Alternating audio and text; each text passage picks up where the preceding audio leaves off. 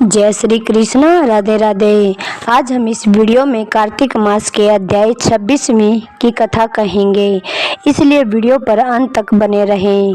देवगणों के ऐसे वचन सुनकर धर्मदत्त ने कहा, सब मनुष्य भगवान विष्णु की प्रसन्नता के लिए विधिवत आराधना, यज्ञ, दान, व्रत, तीर्थ तथा तप आदि करते हैं, किंतु ऐसा कोई सरल उपाय बताओ जिसके करने से इन सब का फल प्राप्त हो।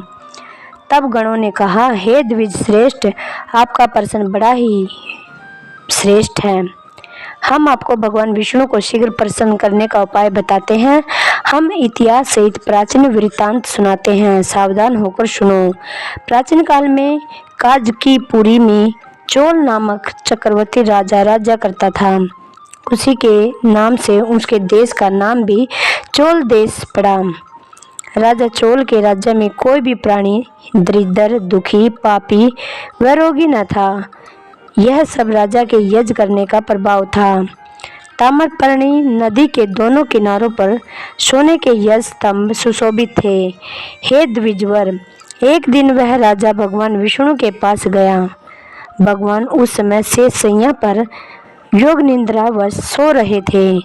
राजा ने उसकी मणियों, मोतियों और स्वर्ण के दिव्य फलों फूलों द्वारा पूजा की। वह साष्टांग प्रणाम करके भगवान के चरणों के पास ही बैठ गया। थोड़ी देर के बाद राजा ने अपनी नगरी कांचीपुरी के ब्राह्मण विष्णुदास को वहां आते हुए देखा। विष्णुदास भगवान की पूजा के लिए तुलसी दल और जल लिए हुए था। विष्णुदास ने वहां आकर भगवान को विष्णु सुत मंत्रों द्वारा स्नान करा के मंजरी तथा दलों से उनका विधिवत पूजन किया। विष्णुदास के चढ़ाए हुए दलों से राजा के चढ़ाए हुए मणि, मोती व स्वर्ण के फूल ढक गए। राजा यह देखकर क्रोध में भरकर बोला, डोंगी मूर्ख, तूने मेरी चढ़ाई हुई मणियों, मोतियों व सोने के फूलों को तुलसी दल व उनके सारे फूलों से ढक दिया।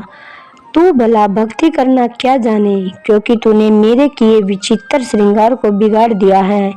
राजा की बात सुनकर विष्णुदास को भी क्रोध चढ़ गया और वह राजा के गौरव को तुच्छ समझकर कहने लगा, हे राजन, तुम भक्ति करना नहीं जानते, तुमको अपने धन का घमंड है। बताओ, राजा से पहले तुमने भगवान के कितने व्रत किए हैं? देवगण ने कहा, ब्राह्मण के ऐसे वचन सुनकर राजा ने घमंड से हंसकर कहा, हे विपर, भगवान की भक्ति के अभिमान से यदि तू ऐसी बात कह रहा है तो मैं पूछता हूँ, तेरे जैसे भिखमंगे ब्राह्मण में भगवान की भक्ति ही कितनी है? क्योंकि तुमने आज तक भगवान की प्रसन्नता के लिए कुछ भी नहीं किया, न कोई मंदिर ही बनवाया है। तुम भला इस प्रकार की भक्ति का जैसे कि तुम कर रहे हो क्या गर्व कर सकते हो? यहाँ जितने भी ब्राह्मण बैठे हैं, मेरी बात को ध्यानपूर्वक सुनो और देखें कि भगवान विष्णु के दर्शन मुझे होते हैं या नहीं। उसे इसके बाद दोनों की भक्ति के संबंध में आप लोग जान लेंगे। देवगण ने कहा। ऐसा कहकर राजा अपने महल में चला गया और वहां जाकर उसने अपने पुरोहित मुद्गल को आचार्य बनाकर विष्णु यज्ञ प्रारंभ किया। उसने उस यज्ञ में अनेक ऋषि महर्षियों को बुलवाया, उनको बहुत सा अनाज और नगदी आदि दक्षिणा दी। उधर विष्णुदास भी अपने मंदिर में ही रहकर भगवान की प्रसन्नता के लिए व्रत करने लगा। उसने माघ तथा कार्तिक मास के व्रत किए, तुलसी के वन का और एकादशी को भगवान विष्णु के 12 अक्षर मंत्र का जाप किया। वह भगवान को प्रसन्न करने के लिए गीत गाता रहा, वह नृत्य करता रहा, नित्य प्रति व्रत करता रहा, भूमि पर सोता, हर समय भगवान को प्रसन्न करने के लिए माघ तथा कार्तिक के व्रत भी किए और उन व्रतों के नियमों का पालन भी किया, उद्यापन भी किया।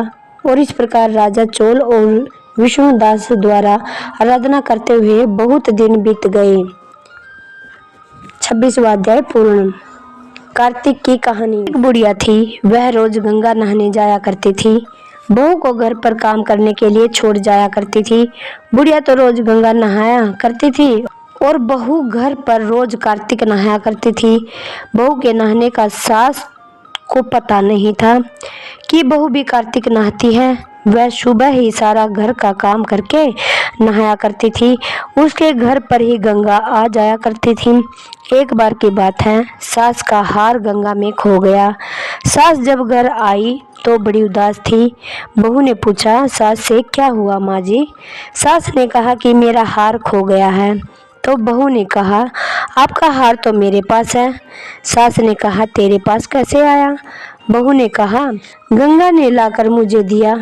वह कहने लगी कि यहाँ पर गंगा कहाँ से आई? बहू ने कहा, जब मैं गंगा का नाम लेकर नहाती तो रोज गंगा मुझे दर्शन देने के लिए आती थी। सास को मन ही मन बड़ा आश्चर्य हुआ। सास ने कहा, मुझे भी गंगा के दर्शन करा दो। जब बहू को अगले दिन गंगा माता के दर्शन हुए तो उसने गंगा से कहा, मेरी सास को भी दर्शन देना, वरना वह मेरी बात को झूठा समझेगी। गंगा ने मान कर दिया। फिर बहू ने कहा कि मैं तो सास से झूठी हो जाऊंगी, दर्शन तो आपको मेरी सास को देने ही पड़ेंगे। फिर गंगा ने सास को दर्शन दे दिए। सास बड़ी खुश हुई, कहने लगी कि बहू तेरे कारण मुझे भी दर्शन हो गए। मैं तो इतनी दूर जाती थी तब भी गंगा के दर्शन नहीं हुए। जय हो गंगा मैया की जय। जय कार्तिक महाराज की जय।